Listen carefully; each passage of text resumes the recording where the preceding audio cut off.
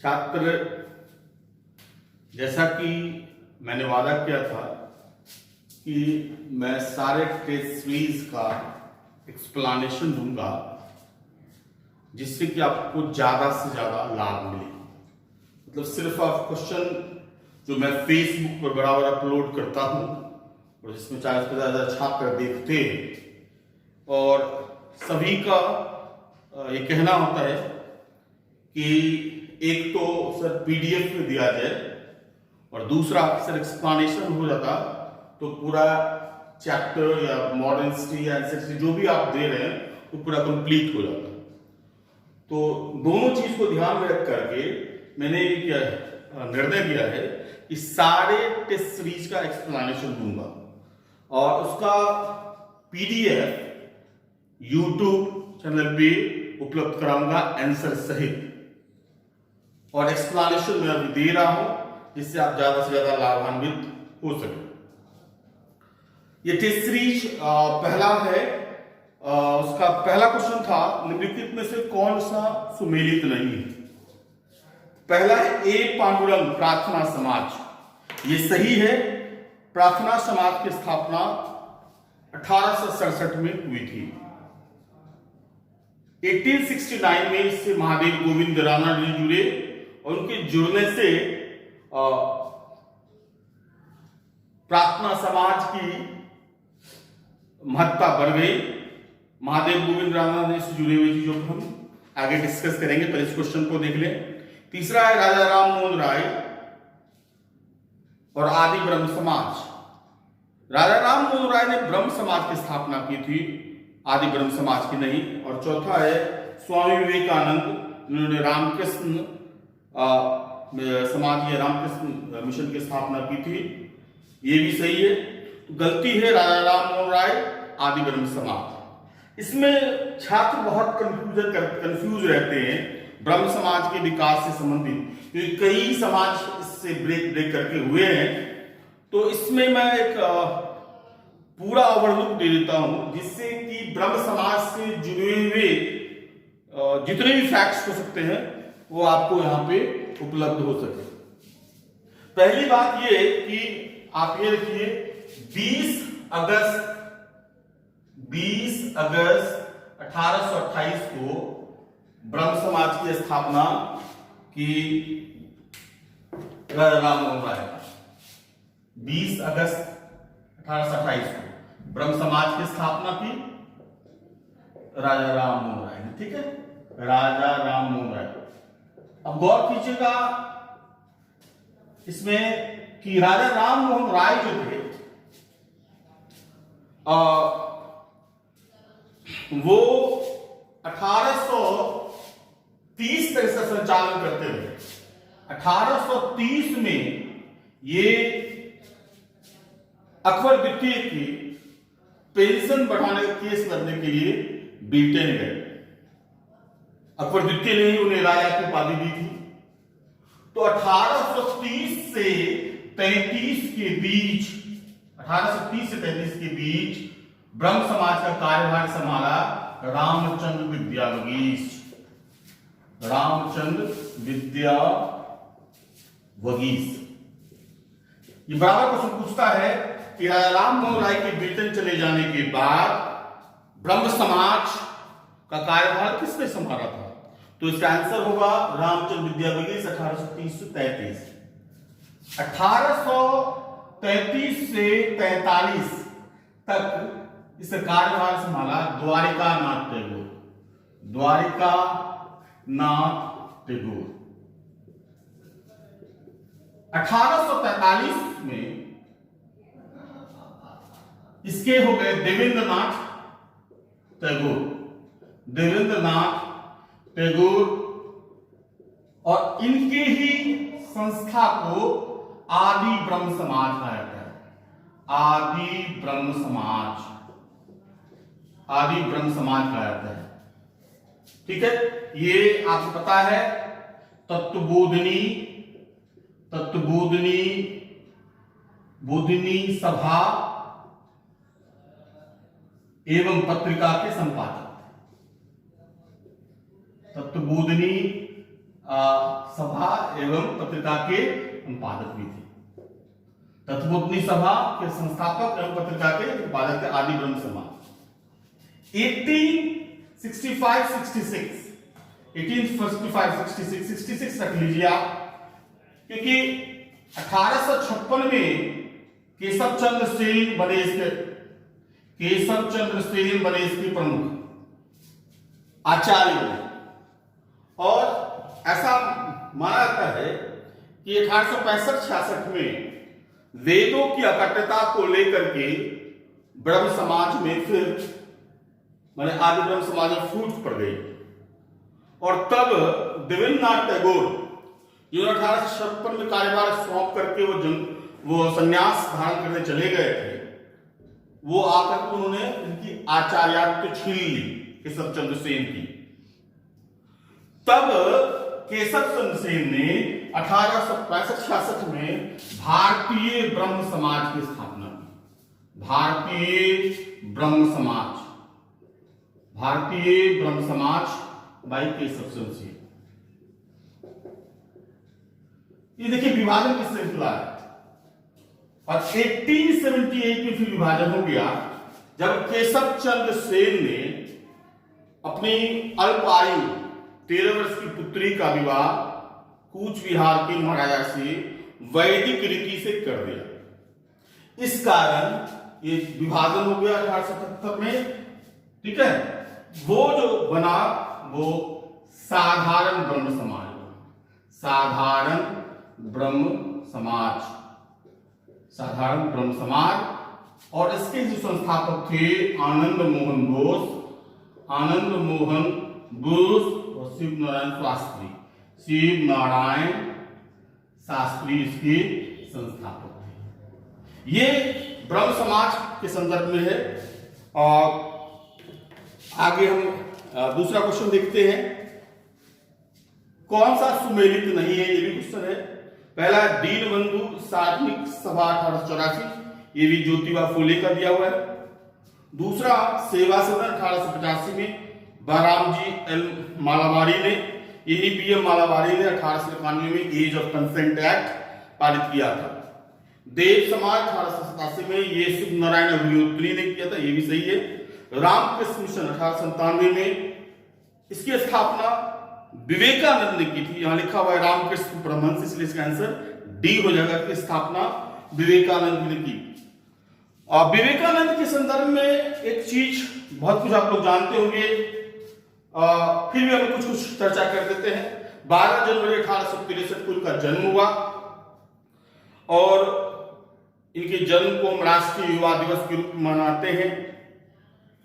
ये सुभाष चंद्र बोस ने भारतीय राष्ट्रीय आंदोलन का आध्यात्मिक पिता था।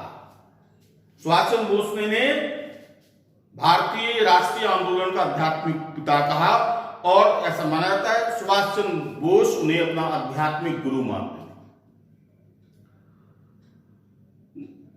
स्वामी विवेकानंद को नव हिंदू जागरण या नव हिंदूवाद का प्रवर्तक भी माना जाता है, जिसकी गूंज उन्होंने 1893 के शिकागो सम्मेलन में और फिर 1900 के पेरिस सम्मेलन, विश्व धर्म सम्मेलन में प्रदर्शित की।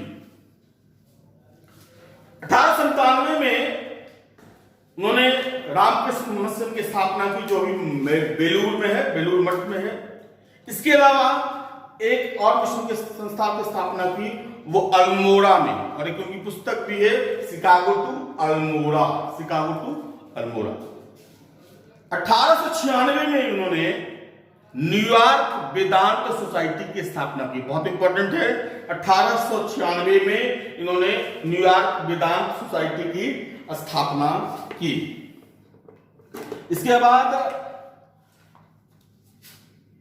इस अगला हम क्वेश्चन देखते हैं। हालांकि एक और चीज याद आ गया कि उनको स्वामी की उपाधि किसने दी? उनका मूल नाम था नरेंद्र नाथ दत्त, तो उनको स्वामी की उपाधि खितरी के महाराजा ने दी थी। खितरी के महाराजा ने थी। उनके गुरु रामकृष्ण परमहंस हुए, जिन्हें दक्षिणेश्वर का संत कहा जाता है। आगे हम देखेंगे। तीसरा क्वेश्चन है कौन सुमेलित नहीं है? पहला है ब्रह्म समाज 1828 राम मोहन राय, अभी बताया सही है। आदि ब्रह्म समाज 1847 देवेंद्रनाथ टैगोर, ये भी सही है। भारतीय ब्रह्म समाज 1866 केशव चंद्र सेन, ये भी सही है। और साधारण ब्रह्म समाज 1877 आनंद मोहन घोष। चौथा जो क्वेश्चन है, इसलिए इसमें सभी सही है, इसलिए इसका मैंने ऑप्शन आंसर ई दिया है। चौथा क्वेश्चन है विधवा पुनर्विवाह अधिनियम 1856, ये ईश्वर चंद्र विद्यासागर के प्रयासों से हुआ। इसका प्रस्ताव लॉर्ड डलहौजी के समय रखा गया था और लेकिन यह पारित हुआ कैनिंग के समय में 1856 में। केशव चंद्र सिविल मैरिज एक्ट 1872 में केशव चंद्र सेन के प्रयासों से पारित किया गया। और केशव चंद्र सेन को मान के रखें कि एक महान क्रांतिकारी व्यक्ति थे।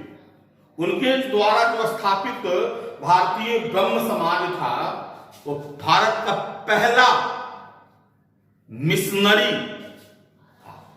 जैसे ईसाई मिशनरी होता है उसी तरह ब्रह्म समाज हिंदुओं की मिशनरी के रूप में कार्य करती थी केशव चंद्र सेन के द्वारा। केशव चंद्र सेन ने के प्रयास से निश्चित जो सिविल मैरिज एक्ट पारित हुआ, ब्रह्म मैरिज एक्ट पारित हुआ, उसमें वैदिक रीति के विवाह को मान्यता दिलाई गई, बहु विवाह पर रोक लगाई गई और आयु का जो सम्मति है।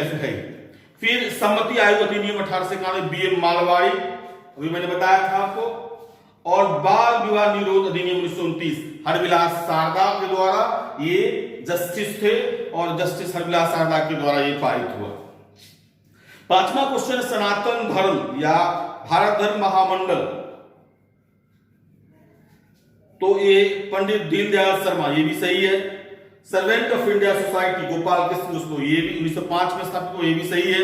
निष्काम कर्म मठ 1910 डीके करवे, ये भी सही है। Social service league 1911 N Joshi, ये भी सही है। इसलिए इसका आंसर हमने ए दिया है, 1 2 3 4। अगला है फरेजी आंदोलन, ये हारिस शरीफुल्लाह और उसके पुत्र दादू मियां के द्वारा चलाया गया था, ये सही है। बहावी आंदोलन के प्रवर्तक थे सैयद अहमद बरेलवी, ये भी सही है, जिसका आरंभ तो पंजाब में हुआ था। इसमें थोड़ी सी बताना होगा, बता देता हूं कि बहावी आंदोलन जो था वह मुस्लिमों का पहला पुनर्जागरणवादी आंदोलन था। इस आंदोलन की तुलना ब्रिटेन के प्यूरिटी आंदोलन से की जाती है। आरंभिक समय में इस आंदोलन का जो केंद्र बिंदु था वो पंजाब था और सिखों के विरुद्ध था। और 1831 में शेर सिंह से लड़ते हुए बालाकोट में सैयद अहमद बरेलवी मारे गए। लेकिन जब अंग्रेजों ने पंजाब का विलय कर लिया तब यह बहावी आंदोलन अंग्रेजों के विरुद्ध हो गया। जहां तक बिहार की बात है तो बहावी आंदोलन का केंद्र बिंदु बिहार था। 1821 में वो सैयद अहमद बरेलवी पटना आए थे और सादिकपुर के परिवार में उनका काफी स्वागत किया। और जब यह आंदोलन, इसका जो केंद्र बिंदु था यहाँ पे चरसट्ठा था और बाद में सितना जो नॉर्थ ईस्ट फ्रंटियर है वहां पे समानांतर सरकार भी स्थापित की।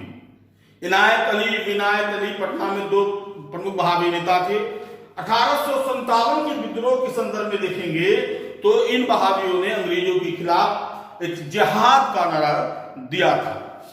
तो बहावी आंदोलन एक यूनिक है बहावी आंदोलन का, यह भारत का पहला आंदोलन था जिन्होंने बहिष्कार का नारा दिया था। यह पहला आंदोलन था जिसने अंग्रेजों के बहिष्कार का नारा दिया था।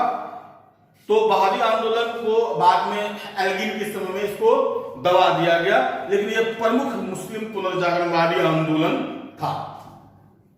तीसरा है दारुल उलूम। दारुल उलूम जो है ये देवबंदी जिसको कहते हैं, देवबंद में खोला गया देवबंदी, दारुल उलूम देवबंदी। इसकी जो स्थापना 1867 में मोहम्मद कासिम ननौतवी और रशीद अहमद गंगोही ने किया था।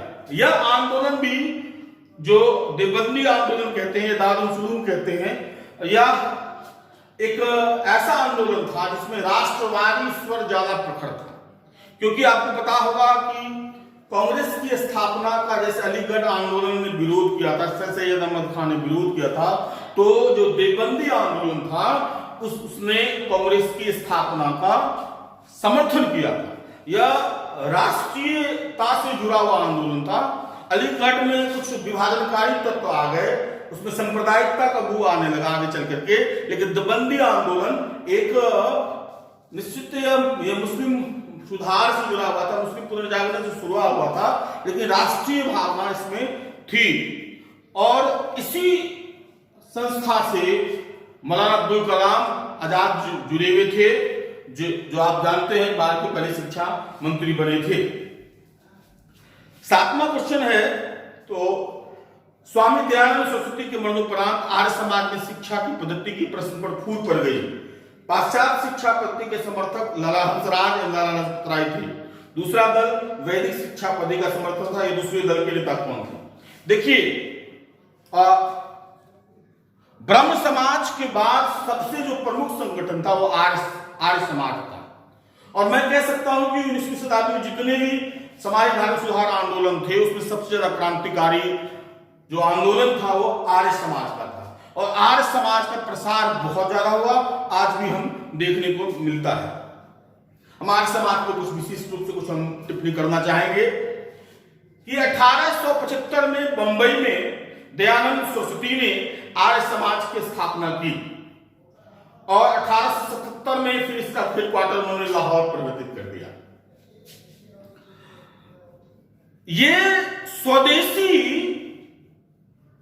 की भावना से ओतप्रोत थे और इनका कहना भी था स्वदेशी शासन कितना भी बुरा शासन हो वो विदेशी से अच्छा है। यानी स्वदेशी की जो पहली अवधारणा है उन्होंने लिया था। राष्ट्रभाषा हिंदी, हालांकि वो केशव चंद्र सेन की प्रेरणा से उन्होंने आर्य समाज के प्रसार के लिए हिंदी का इस्तेमाल किया, लेकिन हिंदी को राष्ट्रभाषा के रूप में स्वीकार करने की प्रेरणा आर्य समाज दयानंद सरस्वती ने ही दिलवाई। आपने सत्याग्रह प्रकाश जो है वो भी हिंदी में ही छपा। लेकिन आगे चल जब दयानंद सरस्वती की मृत्यु हो गई तो निश्चित कि कुछ जो लोग थे वो चाहते थे अगर पश्चिम सभ्यता या पश्चिमी लोगों से अगर सांस्कृतिक संघर्ष करना है तो हमें उनकी शिक्षा पद्धति को समझना होगा और तब उसका हम प्रत्युत्तर सही से दे पाएंगे। और कुछ कहते नहीं, हमारी पुरानी जो सनातन परंपरा है, हमारी जो पुरानी गुरुकुल परंपरा है, हम उसी को अपनाएंगे और उसके आधार पर हम संघर्ष करेंगे, सांस्कृतिक लड़ाई करेंगे। और इस कारण ये विभेद हो गया। और तब सबसे पहले ये जो लाला हंसराज ने डीएवी कॉलेज की स्थापना की। डीएवी कॉलेज की स्थापना 1886 में लाला हंसराज ने की, जो अंग्रेजी शिक्षा एवं पाश्चात्य शिक्षा पर आधारित थी। और जो दूसरा गुट था उसके प्रमुख थे स्वामी श्रद्धानंद, जिनका नाम मुंशी राम भी था, स्वामी श्रद्धानंद। उन्होंने 1902 में गुरुकुल कांगड़ी की स्थापना की हरिद्वार में। स्वामी श्रद्धानंद के बारे में कहा जाता है कि आर्य समाज ने जो शुद्धि आंदोलन चलाया था उसके प्रवर्तक जो वास्तविक प्रवर्तक जो थे वो स्वामी श्रद्धानंद ही थे। और हालांकि आपको एक रेफरेंस याद है कि जब खिलाफत आंदोलन चल रहा था तो खिलाफत आंदोलन का समर्थन किया और जामा मस्जिद से उन्होंने ऐलान किया कि हम मुस्लिम भाइयों के समर्थन में हैं, उनके धार्मिक भावनाओं को चोट पहुंची है इसके समर्थन में है। तो आप अगर कह सकते हैं शुद्धि आंदोलन चलाने के बावजूद, लेकिन जब इस्लाम के पर जब प्रहार हुआ या खलीफा पर जब प्रहार हुआ तो स्वामी श्रद्धानंद के साथ जुड़ गए थे। जामा मस्जिद से घोषणा की थी, ज्वाइंट प्रेस कॉन्फ्रेंस हुई थी। हालांकि 1922 में जाकर के एक अफवाह में उनकी हत्या कर दी थी। अगला क्वेश्चन जो है 1870 में कलकत्ता में भारतीय सुधार संघ की स्थापना की। निश्चित है केशव चंद्र सेन। आप देखेंगे केशव चंद्र सेन का बहुत महत्वपूर्ण योगदान है। किसने गो रक्षा समिति बनाई?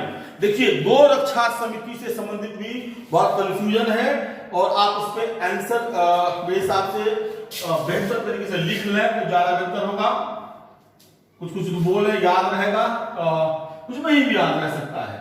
गो रक्षा ने शब्द के भेद में 3 लोग जुड़े हुए थे। इस चीज को आप लोग ध्यान रखेंगे। एक तो गोरक्षणी सभा, गोरक्षणी सभा, गोरक्षणी सभा, इसकी स्थापना 1882 में दयानंद सरस्वती ने की थी। दयानंद सरस्वती ने की थी। दयानंद सरस्वती ने की थी। दूसरा है गौ रक्षा समिति, गौ रक्षा समिति, गौ रक्षा समिति, इसकी स्थापना तिलक ने की थी, बाल गंगाधर तिलक ने की थी। तीसरा जो है वह गौ रक्षा संघ, गौ रक्षा संघ, इसकी स्थापना महात्मा गांधी ने की थी, महात्मा गांधी ने की थी। याद रखिएगा, थोड़ा थोड़ा शब्द के हेरफेर से आप जब आ जाएंगे। गौरक्षणी सभा 1882 दयानंद सरस्वती, गौ रक्षा समिति तिलक और गौ रक्षा संघ महात्मा गांधी। और इसका आंसर ए बीजी तिलक। गौ रक्षा समिति के संस्थापक थे वो बाल गंगाधर तिलक थे। अगला जो क्वेश्चन है वो है महाराष्ट्र के सुकरात किसे कहा जाता है? ये महादेव गोविंद रानाडे जी। महादेव गोविंद रानाडे के बारे में आप जान के रखिए, ये महाराष्ट्र के सुकरात कहे जाते हैं। पश्चिम भारत के सुधार आंदोलन के अग्रदूत कहे जाते हैं। ये जस्टिस थे और न्यायविद थे। प्रार्थना समाज से ये 1869 में जुड़े और तब प्रार्थना समाज एक प्रमुख संस्था के रूप में उभरी। उसका प्रसार कहा जाता है कि महादेव गोविंद रानाडे के द्वारा ही हुआ। वे बाल विवाह के विरोधी थे, विधवा विवाह के समर्थक थे। उन्हें आधुनिक मनु भी कहा जाता है। याद रखिएगा, उन्हें आधुनिक मनु भी कहा जाता है। महादेव गोविंद रानाडे ने 1884 में डेक्कन एजुकेशन सोसाइटी की स्थापना की। महादेव गोविंद राणा ने 1884 में डेक्कन एजुकेशन सोसाइटी की स्थापना की। 1891 में वीडो रीमैरिज एसोसिएशन की स्थापना की। अगला क्वेश्चन है, निम्न कौन फेबियन आंदोलन के प्रस्तावक थे? फेबियन आंदोलन के प्रस्तावक जो थे वो एनी बेसेंट थे। एनी बेसेंट का जो जुड़ाव है उसमें आप देखें कि एनी बेसेंट थियोसॉफिकल सोसाइटी से जुड़ी हुई थी। 1875 में न्यूयॉर्क में मैथमेटिक्स ब्लाटवेस्की रूस की और कर्नल ऑलकॉट जो यूएसए के थे, न्यूयॉर्क के थे, इन दोनों ने मिलकर 1875 में थियोसॉफिकल सोसाइटी की स्थापना की थी। इस संस्था का उद्देश्य जो था वो था पुरातन धार्मिक परंपराओं का पुनर्जागरण, पुरातन धर्मों का अन्वेषण। और इस क्रम में उन्हें 2 धर्म सबसे पुराना लगा, एक सनातन धर्म और दूसरा यहूदी। लेकिन सनातन धर्म के प्रति इनका ज्यादा झुकाव हुआ और 1882 में मद्रास में अडयार में इसकी भारत में शाखा खोली गई। 1882 में अडयार में मद्रास में। 1893 में एनी बेसेंट जो खुद शिकागो विश्व धर्म सम्मेलन में भाग लेने गई थी, एक आयरिश धार्मिक महिला के रूप में, और कहता है कि स्वामी विवेकानंद के ओजस्वी भाषण से और ज्यादा प्रेरित हुए और उनको लगा कि नहीं, सनातन धर्म में वो एक सागर के समान है और उस सागर के बूंद को चखा दे। और तब 1893 में वो भारत आई और 1907 में ये इस संस्था के अध्यक्ष भी बन गए, अध्यक्षा भी बन गई। और इस दरमियान 1893 से 1898 में इन्होंने सेंट्रल हिंदू कॉलेज की स्थापना, सेंट्रल हिंदू स्कूल की स्थापना की। वही जाकर के 1916 में BHU बनारस हिंदू यूनिवर्सिटी बना। आपको पता है आयरलैंड की तर्ज पर उन्होंने पूरे भारत में होम रूल मूवमेंट चलाया।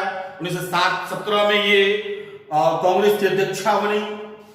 हालांकि 1920 में कुछ वैचारिक मतभेद होने से उन्होंने कांग्रेस का त्याग कर दिया।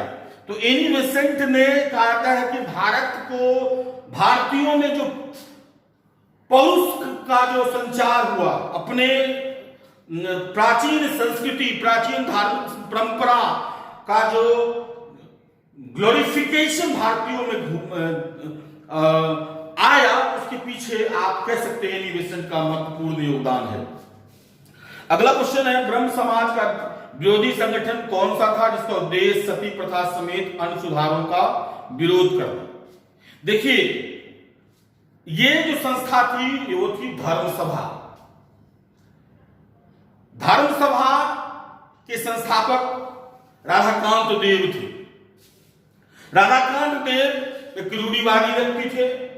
वो सनातन परंपरा में, मैंने कहा कि सनातन परंपरा एक सागर के समान है, लेकिन सागर में अमृत होता है तो विष भी होता है। तो मनुष्य को अमृत की ओर जाना चाहिए, विष का दमन करना चाहिए। तो भारतीय सनातन धर्म के सागर में कुछ विष भी था, जैसे बाल विवाह, जैसे सती प्रथा, शिशु हत्या। तो ये सब विष था, इसका विरोध होना चाहिए था, इसे खात्मा किया जाना चाहिए था। राजा राम मोहन राय ने बीड़ा उठाया। लॉर्ड माउंटबेटन ने कहा कि सही है, यह कुप्रथा बहुत भयानक है, इसको हम खत्म करना चाहते हैं, परंतु आपको भारतीय बुद्धिजीवियों का समर्थन लाना होगा, क्योंकि अगर हम सडन चेंज करेंगे हो सकता है इसके विरोध में आवाजें उठने लगी। राधाकांत देव ने सती प्रथा लागू रहे इसके समर्थन में रैलियां चलाई, विचार गोष्ठी चलाई, और स्थिति ऐसी हो गई कि राजा राम मोहन राय के समर्थन में सिग्नेचर करने वाले सिर्फ 700 लोग रहे और राधाकांत देव ने 35,000 लोगों को जुड़ा दिया। और इसके बावजूद हालांकि लॉर्ड माउंटबेटन ने 1829 की धारा 17 के तहत सती प्रथा को एबॉलिश कर दिया, लेकिन देखा गया और जो 1830 में राधाकांत देव ने धर्म सभा की स्थापना की थी, इसका उद्देश्य जो सुधार हो रहा था, ये रूढ़िवादी सुधारों के विरोध के लिए जाना जाते थे राधाकांत देव। 1834 में इन्होंने गौड़ीय सभा की भी स्थापना की। अगला है क्वेश्चन, राधा स्वामी सत्संग के संस्थापक कौन थे? आंसर शिवदयाल साहब, और इन्होंने आगरा में इस संस्था की स्थापना की। यह एक राष्ट्रवादी संस्था थी। कहा है कि संस्था ने राष्ट्रीय जागरण के लिए काफी काम किया है। अंडर करंट होकर के इन्होंने भारतीयों में राष्ट्रीयता के जागरण के लिए काफी प्रयास किया था। अगला है, फारसी साप्ताहिक पत्रिका मिरातुल अखबार को प्रकाशित करते थे कौन? राजा राम मोहन राय। ये 3 चीज याद रखिएगा, हर समय परीक्षा में पूछा जाता है। एक तो 1821 में इन्होंने संवाद कौमुदी चलाई, संवाद कौमुदी राजा राम मोहन राय ने संवाद कौमुदी चलाई। राम मोहन राय ये संवाद कौमुदी चला 1821 में। 1822 में ये था बंगला में, याद रखिए, ध्यान रखिएगा। 1822 में मिरातुल अखबार, जो इस क्वेश्चन का है, मिरातुल अखबार, ठीक है, ये फारसी में। और 1822 में ही ब्राह्मणिकल मैगजीन ये इंग्लिश में चलाया। तो ये इनका इससे जुड़ा हुआ क्वेश्चन रेगुलर पूछा जाता है, आपको ध्यान में रखेंगे। एक और राम मोहन राय से पूछा जाता है तुहफतुल मुवाहिदीन, जिसको किशोरवादियों का उपहार कहते हैं। तुहफतुल मुवाहिदीन या किशोरवादियों का उपहार, ये 1809 में उन्होंने प्रकाशित कराया था। तुहफतुल मुवाहिदीन या किशोरवादियों का उपहार।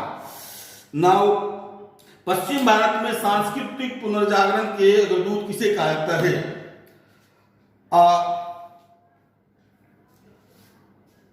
पश्चिम भारत में सांस्कृतिक पुनर्जागरण अग्रदूत आपको पता ही है, वही महादेव गोविंद रानडे। इसका आंसर ई हो जाएगा, ऑप्शन में नहीं है। महाराष्ट्र के किस सुधारक को लोकहितवादी कहा जाता है? गोपाल हरि देशमुख को लोकहितवादी कहा जाता है। गोपाल हरि देशमुख को लोकहितवादी कहा जाता है। इनके बाद में चीज याद रखिएगा, प्रभाकर नाम की पत्रिका ये निकालते थे। 80 पूछता है कभी परीक्षा में, ये टफ क्वेश्चन माना जा सकता है, जो खोजना बहुत मुश्किल है। प्रभाकर नामक पत्रिका का प्रकाशन करते थे ये। उसके बाद है किस धर्म सुधारक की मृत्यु ब्रिस्टन में हुई? जैसा कि मैंने बताया, आंसर बी होगा, राजा राम मोहन राय। फिर 18वां क्वेश्चन है तहजीबुल अखलाक का रचनाकार कौन है? सर सैयद अहमद खान। सर सैयद अहमद खान जो आरंभिक समय में हिंदू मुस्लिम एकता के अग्रदूत थे, लेकिन एडमंड बर्क और हंटर के प्रयासों से इनमें सांप्रदायिकता का जहर घुल गया। आपको पता है कि हंटर ने भारतीय मुसलमान नामक पुस्तक लिखी, जिसमें लिखा गया कि मुसलमानों को हिंदुओं के खिलाफ यूज करके फूट डालो राज करो की नीति को चलाया जाएगा, और इसके बहकावे में, अंग्रेजों की बहकावे में आ गए, जो आरंभिक में मैंने कहा था हिंदू मुस्लिम एकता के दूर थे। लेकिन एक चीज आप मान के रखेंगे कि ये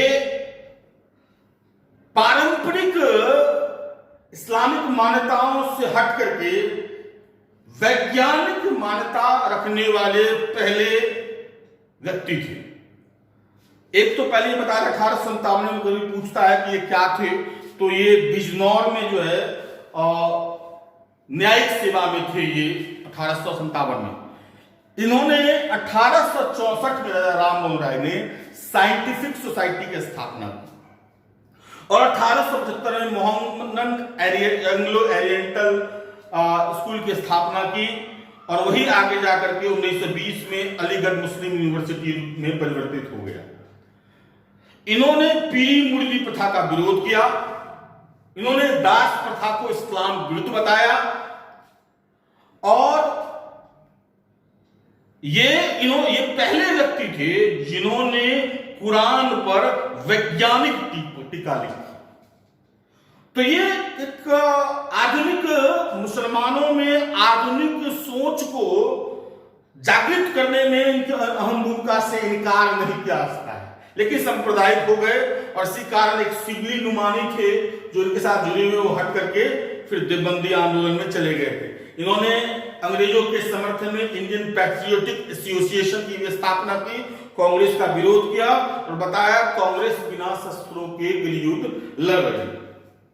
अगला क्वेश्चन है सती प्रथा सहित तमाम सुधारों बहु समाज के विरोधी थे, तो मैंने बताया राधाकांत देव, इसका आंसर ए हो जाएगा। रामकृष्ण परमहंस का मूल नाम क्या था? तो गजोधर चट्टोपाध्याय था, ठीक है, और इन्हें दक्षिणेश्वर का संत कहा जाता है। रामकृष्ण परमहंस को दक्षिणेश्वर का संत कहा जाता है। 1914 नेक्स्ट क्वेश्चन है 21वां। 1914 ईस्वी में बंबई में सेवा समिति बॉय स्काउट एसोसिएशन की स्थापना किसने की थी? तो श्री राम वाजपेयी ने की। इसका आंसर ए हो जाएगा। विधवा पुनर्विवाह आंदोलन में शामिल नहीं थे ईश्वरचंद, इसमें ऑप्शन है ईश्वरचंद विद्यासागर, बीएम मालावाड़ी, डीके कर्वे और वीरेशलिंगम पुतलू। देखिए डीके कर्वे विधवा, खुद उन्होंने विधवा से शादी किया था, विधवा पुनर्विवाह संघ की स्थापना की, विधवा आश्रम की स्थापना की। ईश्वरचंद विद्यासागर विधवा पुनर्विवाह के तो प्रवर्तक थे ही, और वीरेशलिंगम पुतलू भी दक्षिण भारत में विधवा के उत्थान के लिए जाने जाते हैं और वीर श्रीरंगम पुतलू को दक्षिण भारत का ईश्वरचंद विद्यासागर कहा जाता है। दक्षिण भारत का ईश्वरचंद विद्यासागर कहा जाता है। अगला है थियोसॉफिकल सोसाइटी ने भारत में कब और कहां अपना मुख्यालय कार्यालय स्थापित किया था? 1882 में अडियार में। ये आंसर इसका सही है। इसके पहले हमने डिस्कशन किया था इस पे। किसी समय में 24वां क्वेश्चन है, किसी समय महात्मा गांधी के सहयोगी रह चुके पर उनसे अलग होकर एक आमूल परिवर्तनवादी आंदोलन जिसका नाम आत्मसम्मान आंदोलन था, चलाने वाले कौन थे? इसका आंसर होगा ईवी रामास्वामी नायकर। ईवी स्वामी रामी नायकर पहले गांधी जी के सहयोगी थे। बाद में उन्होंने आत्म सम्मान आंदोलन चलाया था निम्न जातियों के उत्थान के लिए। उनको लगा कि गांधी जी निश्चित निम्न जातीय उत्थान की बात करते हैं लेकिन आमूल चूल परिवर्तन पर विश्वास नहीं करते हैं और इसलिए वो उससे अलग हो गए। इसी तरह का संदर्भ अंबेडकर ने भी कहा।